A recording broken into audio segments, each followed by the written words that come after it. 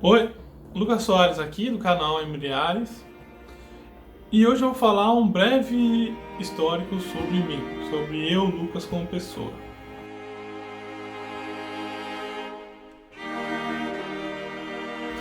Bom, não sei se vocês sabem, mas eu sou nascido em Porto Alegre, né? Eu sou gaúcho, morei em Porto Alegre até os 13 anos de idade, mas basicamente eu fui criado na cidade do interior do estado do Rio Grande do Sul, chamado Roca Sales. Então, Roca Sales é uma pequena cidade do interior do estado, por volta de 11 mil habitantes. Talvez possa ter mais, eu não sei, mas é uma cidade bem pequena, de qualquer forma. E eu fui criado numa cidade do interior onde é muito conservador assim, a forma de pensar, né? O modus operandi, assim, o mindset da galera, né? Da cultura é extremamente conservadora. Então, eu fui criado nessa cidade, então é inevitável a gente absorver então esse tipo de é, cultura, né? Isso acaba sendo um comportamento nosso. E depois, mais tarde, com meus 19 anos, 17 anos, eu me formei no terceiro ano, né, no ensino médio, e ingressei então num curso técnico de informática numa faculdade numa cidade vizinha lá no interior. E fiz formação na área de informática, então formação técnica. Foi um curso longo, até de 3 anos. E depois até, inclusive, trabalhei na área de informática como programador, gerente de servidor, enfim. Trabalhei mais de 5 anos nesse meio, desenvolvi muito conhecimento web. Eu desenvolvi muito site, muito sistema web, na verdade, né? Não site comercial, mas sistema web. Então eu tenho noções de programação para computador, enfim. Inclusive, essas noções na área de informática foi o que me levou a alguns caminhos, né? Então, estou contando um histórico geral assim da minha vida, é mais para as pessoas que curtem aqui o canal e acham que as coisas que eu falo aqui são interessantes, têm uma curiosidade sobre mim, para me conhecer um pouco mais. Então, depois, mais tarde, que eu estava formado já, eu fui morar na cidade de Salvador. E meu pai e a mãe tiveram que se mudar lá em função de trabalho e eu fiquei um ano ainda morando lá em Roca Sales até terminar o curso técnico. E depois fui morar por Salvador, então, quando me formei. E lá foi o meu primeiro baque da minha vida, assim, porque por mais que eu tinha até morado em Lajeado, onde é que era a faculdade, a faculdade onde eu fazia meu curso técnico, é, ainda assim era uma cultura do estado do Rio Grande do Sul, do interior. Quando eu cheguei em Salvador, foi um choque cultural muito grande, muito grande. E eu não tinha noção que ia ser tão grande assim. Porque é muito diferente tudo, assim. Por exemplo, lá no interior não tem uma variedade de pessoas, né? Um monte de gente o tempo todo. Lá no interior a gente tem meia dúzia de amigos e tem que se relacionar bem com eles. E existe até uma certa lealdade, sabe, desse relacionamento. E na cidade grande, não só Salvador, porque hoje eu moro no Rio de Janeiro, e já morei em Porto Alegre também, tô falando capitais, né? Cidade grande com mais de 1 milhão de habitantes. É, os relacionamentos de amizade é completamente banalizado. E isso foi um choque muito grande para mim na época, porque eu ficava tentando encontrar pessoas assim na cidade grande e não encontrava. E esse primeiro ano morando em Salvador foi um sofrimento muito grande. Eu tive até um quadro de depressão e tudo. E depois, com o tempo, eu comecei a conviver com umas pessoas que eram do universo gay, né, do mundo gay. E isso pra mim foi uma outra quebra de paradigma, assim, pra mim, porque na cidade do interior de onde eu venho, é, o homossexualismo bom, esse tipo de coisa não é comum e tem uma visão conservadora muito forte, assim. Então eu cheguei na cidade grande e comecei a conviver com esse grupo de pessoas com essa maneira de encarar as coisas. E ali foi muito importante para mim que eu comecei a desconstruir um monte de ideia errada que eu tinha por causa dessa cultura engessada lá da cidade do interior. E foi muito bom, na verdade, muito bom. Eu conheci muita coisa, conheci muita gente, é, mudei muita maneira de eu pensar sobre muitas coisas. Enfim, e aí então, até em Salvador, eu até comecei a fazer a faculdade de Sistema de Informação, porque eu já estava trabalhando na área, eu estava trabalhando na área de programação já, comecei a fazer até a faculdade de informação. E aí, calhou do meu pai ter que voltar a morar no interior do estado, do Rio Grande do Sul. E aí eu voltei a morar em Roca de novo. E pra mim era muito ruim isso, porque eu já tinha isso como superado, já saí do interior, mas eu precisei voltar. E aí eu fiz de tudo para sair, tentei passar na URGS e lá no Rio Grande do Sul como administração, não consegui passar, não consegui classificar. Mas mesmo assim fui morar em Porto Alegre, consegui um emprego na área de desenvolvimento de software e fiquei um tempo morando lá. Essa minha experiência em... mentira, eu acabei morando em São Leopoldo antes de ir para Porto Alegre. E lá em São Leopoldo aconteceu uma coisa muito bom.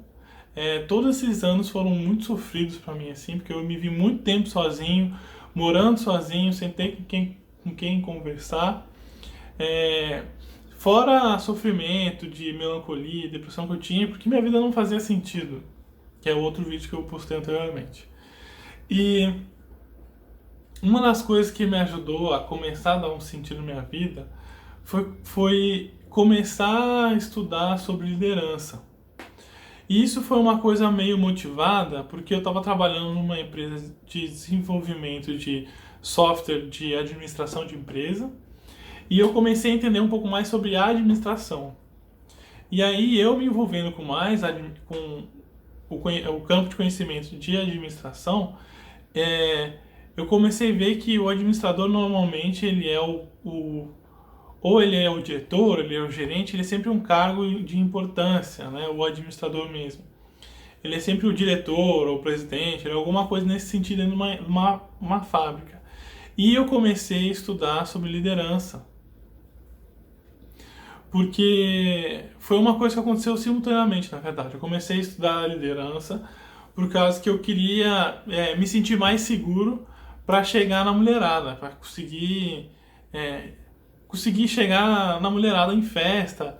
Porque eu tinha escutado isso, que o líder, uma pessoa que tem uma postura de liderança, de líder, ele é seguro das suas próprias atitudes. E isso calhou de juntar justamente nessa época que eu estava começando a aprender sobre administração. Então, a minha vida de leitura começou nesse momento. Foi lá em 2013, com 23 anos. Até antes eu não lia nada. Eu tinha trauma de ter que ler um livro. Trauma. Eu achava ruim, tinha raiva, na verdade, de ler livro. E ali eu tive uma experiência de um mês lendo o meu primeiro livro de liderança, o primeiro livro que eu voluntariamente fui lá com muito esforço, comprei um livro de liderança ali e aquele livro, inclusive, eu não lembro o nome do autor, mas é o livro de ouro da liderança.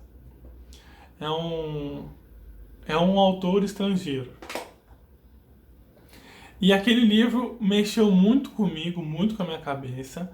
E ali eu percebi que em um mês de leitura eu consegui aprender mais do que um ano de vida tentando ser um líder na tentativa de erro. Mais até, mais. Porque o cara já está passando a experiência dele já na posição, exercendo a liderança. Ele sentou para escrever uma coisa só falando sobre isso, sabe? Então tem como absorver muito do mindset dele, da forma dele de pensar, lendo o livro do cara, sabe? E aí, isso mudou toda a minha vida. Então, eu abri para o mundo da leitura. Tanto é que, bom, eu não li todos esses livros que estão aqui. Até porque tem livro da minha namorada junto, misturado aqui. Mas eu comecei a ler, sabe? Eu comecei a ler muita coisa. Principalmente na área de liderança. E depois, então, eu me mudei para Porto Alegre, voltei a morar em Roca, depois fui para Porto Alegre. Trabalhar na área de gestão de software também. E os livros de liderança acabaram indo para os livros de autoajuda, porque eu via que só entender de liderança não era suficiente. E aí eu fui ler livro de autoajuda para entender o que estava acontecendo comigo. E também teve um esgotamento na questão dos livros de autoajuda. Porque começou a ser o mais do mesmo, tá entendendo? Eu comecei a ler livros que falavam da mesma coisa de forma diferente. Então aquilo já não estava me acrescentando mais nada. Não que eu tenha lido todos os livros de autoajuda no planeta e de liderança, não, nada disso. Mas depois que tu mergulha nesse universo, depois de um tempo tu já entende como é que a coisa funciona. Só as pessoas explicam a mesma coisa de forma diferente, com didática diferente. E aí então eu decidi estudar psicologia propriamente, por causa que livro de autoajuda não me resolvia mais. E ali eu entrei no site da URGS, foi essa época que eu tentei entrar para administração, não consegui.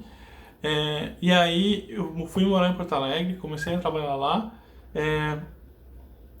E aí eu entrei no site da URGS, da Universidade Federal do Rio Grande do Sul, peguei a grade curricular da faculdade, vi quais são as disciplinas do primeiro semestre, fui num sebo e comprei livros sobre isso.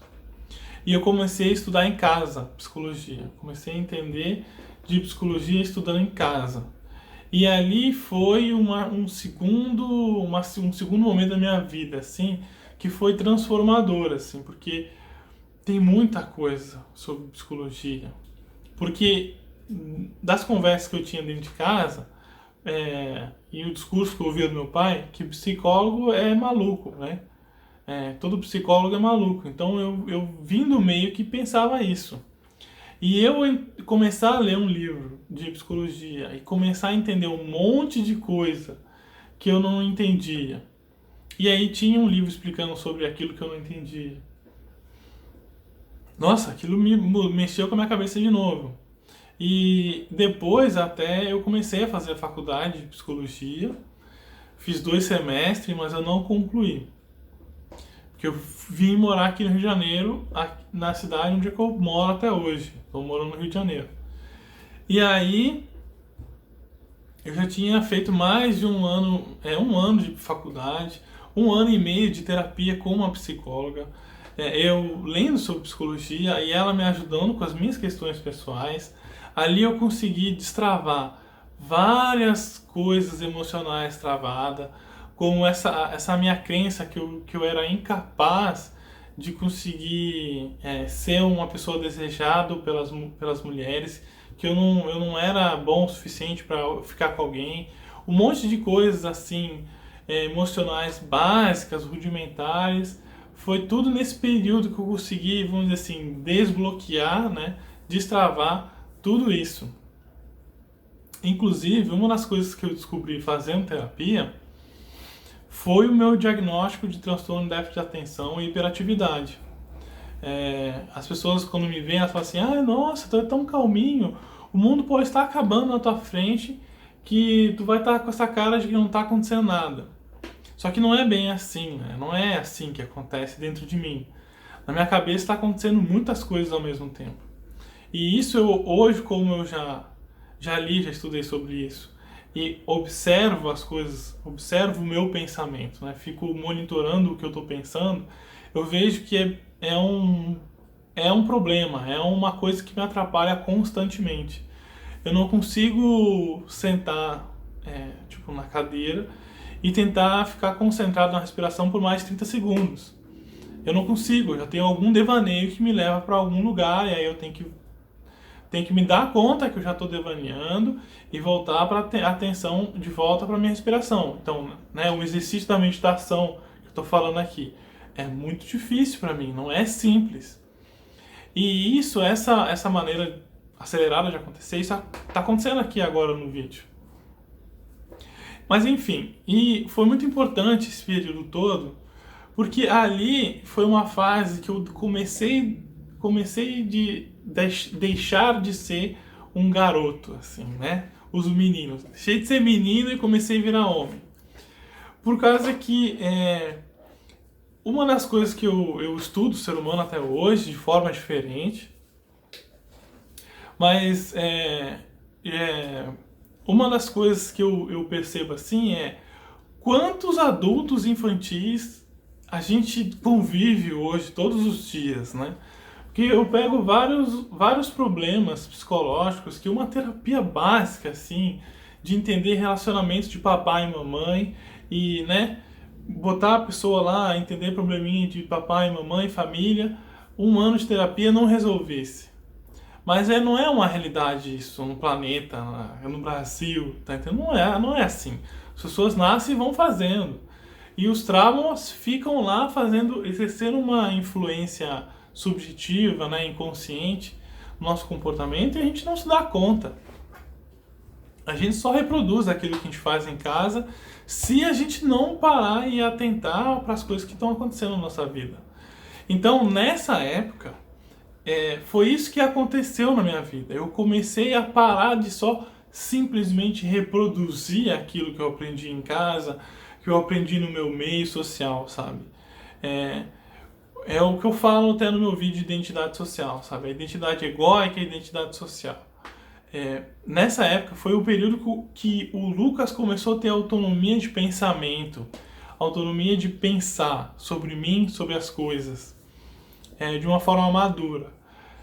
E eu vejo que isso naturalmente, até quando biologicamente o cérebro vai ficando mais pronto, a gente amadurece, mas se a gente não destravar, não desbloquear alguns traumas do início dessa vida, provavelmente a gente vai ser um adulto infantil.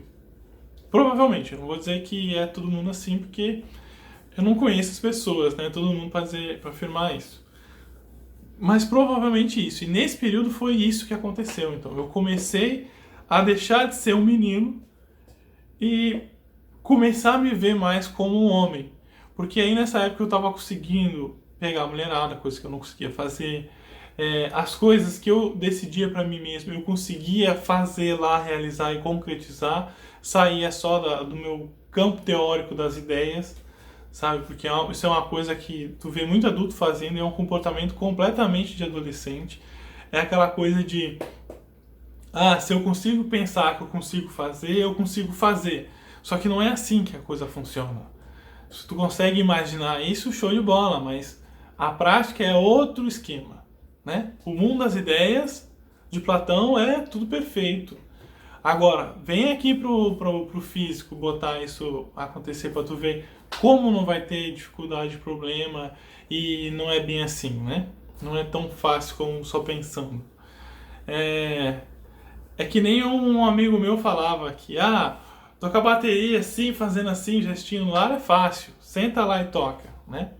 Então é mais ou menos nessa ideia que eu tô querendo dizer.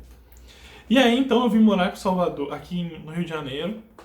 E aí, 2 coisas aconteceram ao longo desses 4 anos que eu tô morando aqui no Rio de Janeiro. 5 anos, vai fazer 5 anos agora em março. Primeiro foi a Conscienciologia, que eu conheci. Só para pontuar aqui. Eu, com 13 anos de idade, eu decidi não acreditar mais em Deus.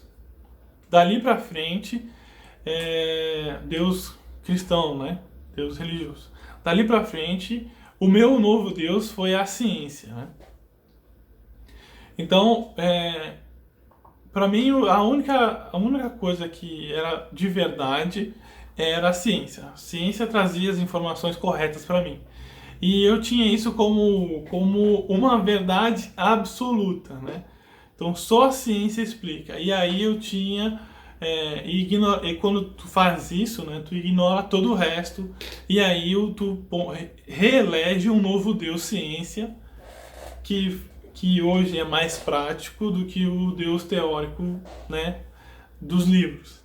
Porque não estou falando só de cristianismo aqui, estou falando de todas as religiões. Então, a ciência hoje ela é prática.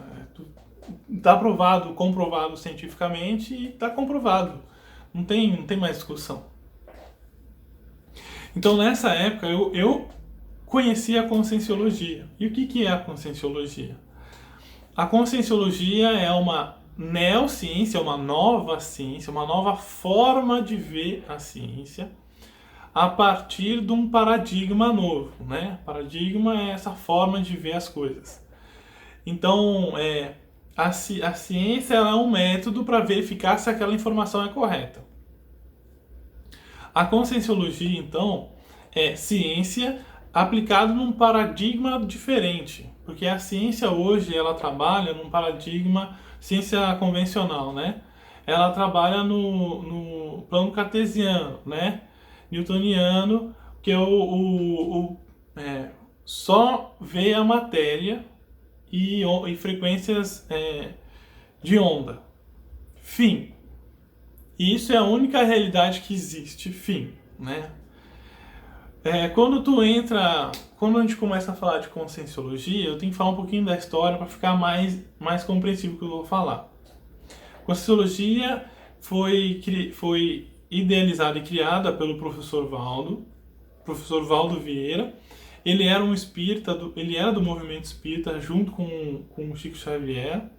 E aí ele fez uma dissidência do movimento espírita e começou então a pesquisar os fenômenos parapsíquicos de forma científica, de forma que ele conseguisse trazer à tona as práticas para o desenvolvimento do parapsiquismo. Eu sei, isso pode parecer meio muito louco, mas eu também, quando vi a primeira vez a conscienciologia, eu achei muito estranho, achei esquisitão pra caramba. E aí, o que me chamou a atenção foi ver uma tertúlia, né, da conscienciologia. A tertúlia era o professor Valdo no centro do tertuliário, que é tipo um anfiteatro redondo, que é uma tertúlia mesmo. E aí o professor Valdo ficava lá no que ele estava falando. E aí aquilo me chamava muita atenção, porque não pode ser que esse velho é tão maluco que está falando um monte de coisa de energia e reencarnação sabe, essas coisas, e tem tanta gente anotando as coisas que ele está falando, sabe? Tem alguma coisa aí que eu não estou sabendo. Não pode ser porque se ele fosse maluco, ninguém ia dar atenção. Mas não pode ser, é um monte de gente séria com notebook anotando as coisas que ele está falando.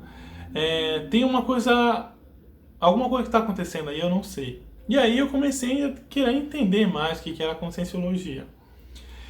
E nessa minha procura de entender melhor, eu comecei a entender realmente o que é a ideia da conscienciologia. Porque o professor Valdo ele trabalha com o princípio da descrença, né? Justamente que vai contra o movimento religioso, né? De a fé, né? Acreditar, né? Nas coisas. E o professor Valdo ele falava sobre começar pela descrença, começar não acreditando em nada e fazendo as práticas energéticas para começar a desbloquear o parapsiquismo. E eu tentei, eu escutei o que ele falou, estava aberto para informação nova, comecei a fazer práticas energéticas, que hoje é o estado vibracional, e o meu parapsiquismo veio à tona.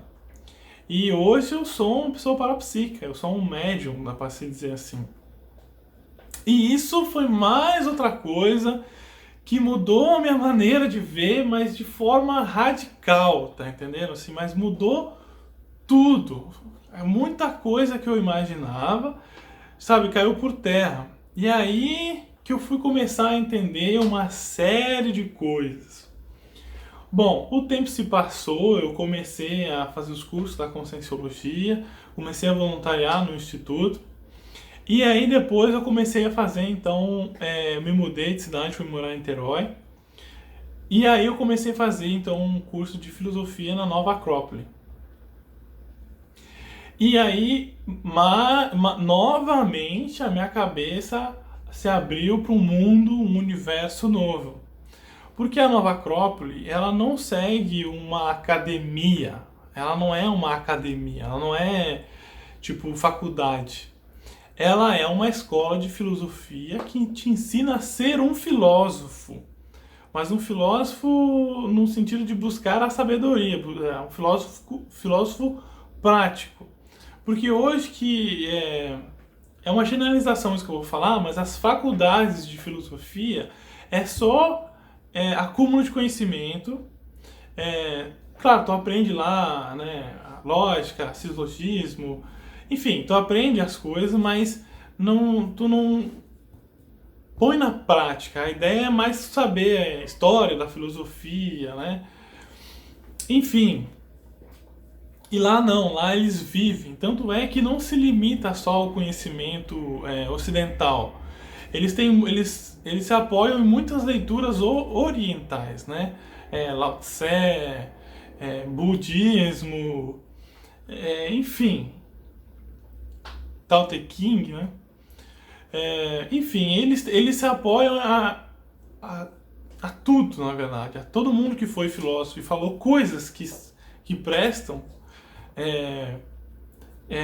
eles estudam isso, né? Porque a visão deles não é uma visão universalista da coisa, sabe?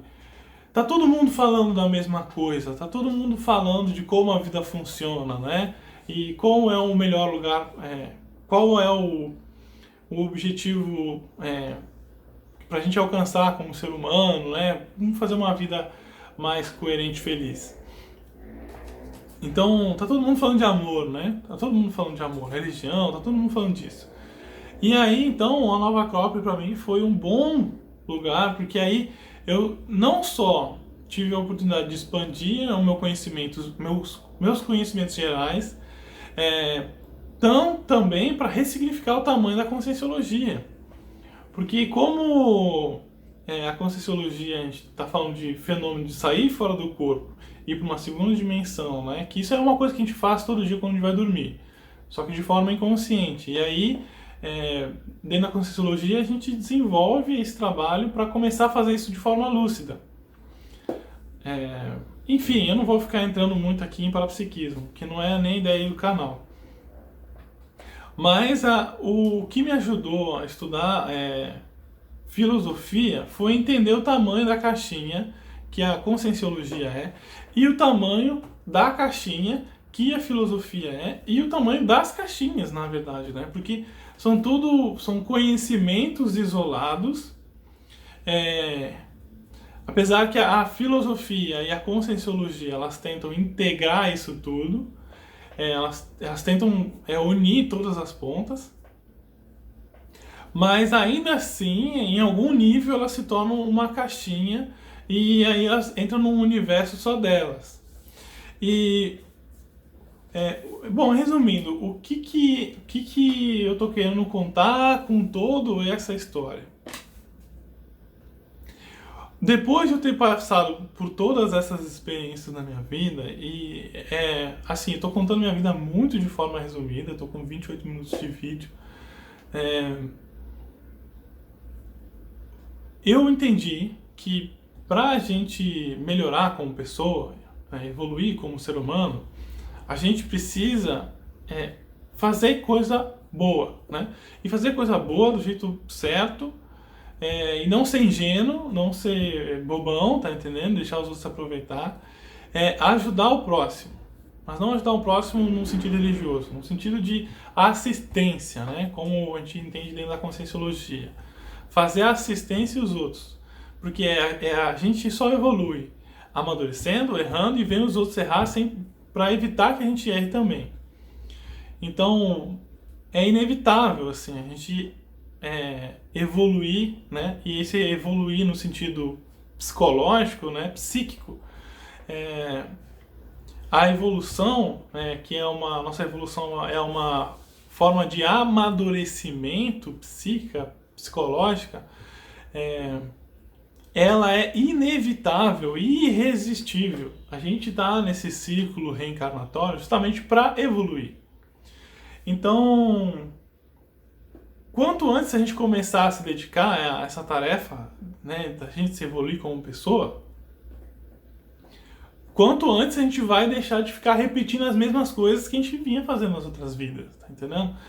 Porque é uma tendência muito forte isso. A gente passa algumas vidas fazendo coisas erradas, a gente tem a total inclinação de vir aqui, nascer e voltar a fazer a mesma coisa. E então, quanto antes a gente começar a se dedicar a evoluir, né, como ser humano, como consciência, através da nossa razão, melhor pra gente. E a maneira mais inteligente de fazer isso é através da assistência, passando informação para frente e esclarecendo as outras pessoas para que elas consigam ter autonomia como ser humano, como pessoa, como indivíduo. Sair dessa fase reatividade emocional, né? Deixar de ser menino e virar um adulto responsável, maduro e autônomo, né? Porque independente a gente não vai ser, a gente vai estar sempre num ciclo de interdependência. Mas a gente tem autonomia de decisão do que a gente quer fazer.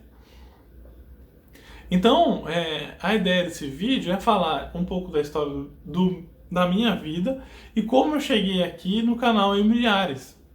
Porque a ideia do canal Imobiliares é ajudar as pessoas a passar mais rápido nesse processo evolutivo. Começar a evoluir, começar a crescer. E isso só consegue isso quando tu entra, vamos dizer assim, no fluxo da vida, no fluxo da função que a gente tem como ser humano. A gente, como o meu professor de filosofia falava, qual é a função da semente de goiaba? Germinar, ser um broto, crescer, ser uma goiabeira e dar mais frutos, né? E a nossa função como ser humano é dar frutos também, tá entendendo? Mas quais são os frutos naturais do ser humano? É dar exemplo moral, exemplo de comportamento ético-moral, tá entendendo? Essa retidão moral e ética. Isso é os nossos frutos, né? A gente ensinar as pessoas a ser pessoas melhores. Esse é o resultado final, né? É para isso que a gente veio para essa vida, né? Para fazer isso melhor, cada vez melhor. Que a evolução é infinita. A gente não tem noção de quando acaba. Por mais que dentro da Conscienciologia a gente estuda o fenômeno da projeção astral, né? Que é a palavra mais popular, e sair do corpo e coisa e tal, a gente não tem um teto, a gente não enxerga Deus no projetado. Se Deus existe, ela é uma coisa que está para além da gente, uma coisa muito abstrata, muito superior, que é impensável, inimaginável, incompreensível. Se Deus existe. Provavelmente ele exista, mas é uma coisa que não tem como comprovar. Ah, mas eu sinto a presença de Deus na minha igreja. Não, tu sente energia mesmo, sabe? Tu sente um monte de coisa. Infelizmente, a gente tem uma sociedade ignorante em relação aos fenômenos parapsíquicos. Então, a ideia do vídeo é falar sobre esse meu percurso, chegar aqui e mostrar, olha, a minha intenção aqui é trazer esclarecimento para as pessoas, sabe? É ajudar as pessoas a achar um sentido para a vida. E eu não estou dizendo que o sentido para a vida é isso que eu estou falando. Não, eu estou falando que isso aqui resolveu a minha vida, pelo menos até aqui. Porque eu era uma pessoa que fugia da depressão. Eu vivia um estado melancólico. Eu era maconheiro. Eu bebia, eu fumava. Tanto é que eu tenho um vídeo aqui no YouTube que eu estou aqui desincentivando essa galera a fazer isso. Porque enquanto eu estava nesse looping das drogas, eu achava que eu estava bem, que eu estava tirando onda, que eu não estava sendo caretão, que eu estava sendo, sei lá. E o caminho não é esse, tá entendendo? Isso é uma fuga para o prazer. E a ideia do canal aqui é botar um pouco mais de ideia na cabeça das pessoas e falar assim, olha, talvez o caminho não é esse. Talvez as pessoas não vão ter maturidade para conseguir escapar desse looping, né? Mas a minha intenção aqui é de mandar a real para vocês, tá entendendo? Mandar o que eu vivo, o que eu sinto e ver se isso mexe com as ideias de vocês e vocês mudam também. Beleza?